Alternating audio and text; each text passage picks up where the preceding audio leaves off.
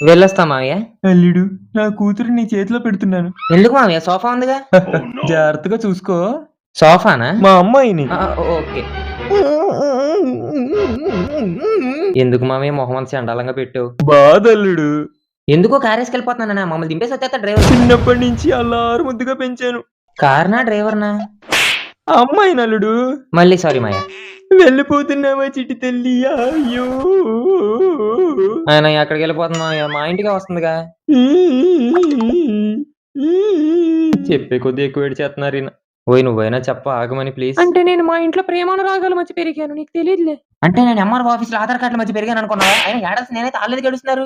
చూడు నన్నందరూ ఏదో రోడ్డు మీద అమ్మాయి చున్నీ లాగినోడిని చూసినట్టు చూస్తున్నారు. అల్లుడు గారు, చెప్పండి మావయ్య. మా అమ్మాయి అంట్లు తోమితే బట్టలు ఉతికితే ఎక్కడ చేతులు నొప్పొస్తాయని అవేం నేర్పించలేదు అల్లుడు.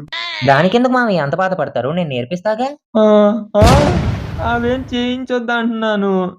ఓహ్! అలా అయితే పని మనిషిని పెడతాను. లేట్ అవుతుంది మేము వెళ్తాం మావయ్య బాయ్. బండెక్కు. అది కాదండి ఒకసారి లోపలికెళ్ళి ఎక్కే నీ చొక్కా ఎక్కు.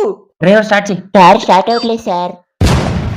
అల్లుడు గారు, అయ్యో అర్ధాంతరంగా అప్పగింతలాగిపోయిన ఇప్పుడు నా కూతురు పరిస్థితి ఏంటో ఏమవుతుందో.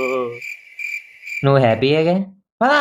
డ్రైవర్ గారు చెప్పండి సార్. మండపం వెనకాలకి ఒకసారి వస్తారా? మీతో పనుంది. వచ్చేటప్పుడు పెద్ద సైజ్ రెంచ్ ఒకటి తేండే.